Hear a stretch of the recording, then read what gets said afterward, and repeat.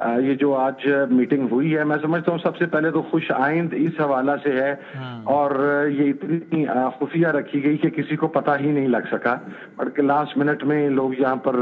ہمارے صحافی بھائیوں کے بھی علم میں نہیں تھا۔ یہ صحیح کہہ رہے ہیں، ہم بھی حیران ہوئے کہ یار یہ کیا ہو رہا ہے۔ میں نے بھی کوئی 9:30 بجے کہا کہ چیک کرو بھائی یہ کیا ہو رہا ہے، تب تک تو کیوں بھائی، یہ تو بڑے بڑے لوگ تھے، ان کو کس نے اٹھا لینا تھا، یا آپ کو ایسا کوئی ڈر تھا؟ کیوں آپ نے اتنی خفیہ کیوں رکھی تھی؟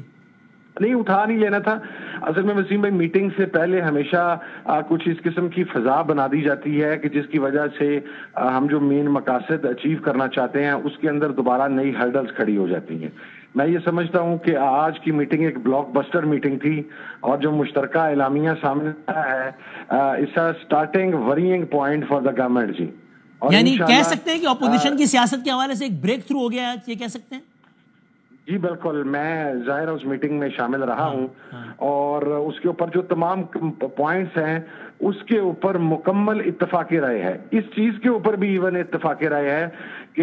اس میٹنگ میں بیٹھی ہوئی پارٹیز جو ہیں وہ مختلف سیاسی وابستگیاں اور مختلف رجحانات اور نظریات رکھنے والی پارٹیز ہیں، لیکن جو پاکستان کو درپیش مسائل ہیں اس کے اوپر کم از کم بلوچستان کی صورتحال بڑی تفصیل سے زیر غور آئی، اسی طریقے سے کے پی کے کی صورتحال زیر غور آئی، پورے ملک کے اندر جو اس وقت ایک نفسا نفسی کا عالم ہے، جس طریقے سے اداروں کو تباہ کر دیا گیا ہے، وہ تمام صورتحال تفصیلاً وہ ڈسکشن میں آئی، اور اس کے اوپر تمام فریقین کا موقف بالکل کہا جا سکتا ہے کہ it is going to be a new beginning for the opposition جی۔ اور again at the cost of repeating myself, یہ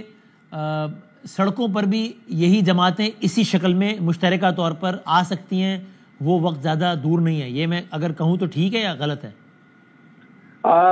جی عظیم، میں اس کے ساتھ ابھی اگر آپ سے یہ کہوں کہ میں اسٹریٹ اوے ڈینائل یا اس کو اوکے کرنے کی پوزیشن میں نہیں ہوں تو وہ بات صحیح ہوگی، لیکن بالکل میں محتاط گفتگو کر رہا ہوں۔ صرف یہ جماعتیں نہیں، اور بھی ابھی بہت ساری جماعتیں ہیں،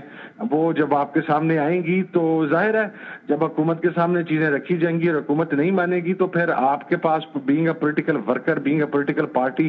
آخری سلوٹ احتجاج ہی ہوتا ہے، تو اس کی جانب بالکل جایا جا سکتا ہے جی۔ صحیح، لیکن ابھی ظاہر ابھی 8 فروری کا احتجاج تو پی ٹی آئی اپنے طور پر ہی کرے گی، آئی ایم شیور، تو اس میں تو شاید یہ لوگ ساتھ نہیں ہوں گی جماعتیں، تو اس میں 8 فروری میں صحیح ہے 8 فروری کے احتجاج کے اندر P T I, S I C, M W M, جن کا الیکٹورل الائنس تھا، یہی تینوں پارٹیز ہوں گی۔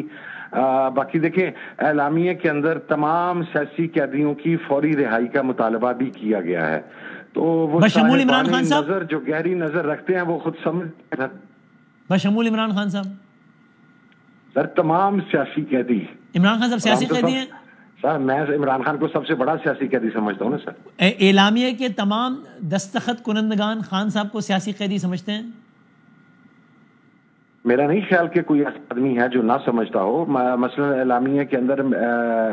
جو پارٹیز شامل تھی اس کے اندر مین کنسرن ہو سکتا تھا مولانا فضل الرحمان صاحب کا، یا جس کے اوپر ایک بحث ہو سکتی ہے، لیکن آپ کو یاد ہوگا کہ 26 امینڈمنٹ کے موقع کے اوپر بھی on floor of the house مولانا فضل الرحمان صاحب نے عمران خان صاحب پر، اس کے ساتھ جو اس وقت انہیں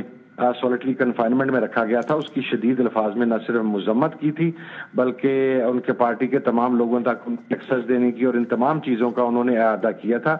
آج بھی مولانا فضل الرحمان صاحب نے یہ بات کہی ہے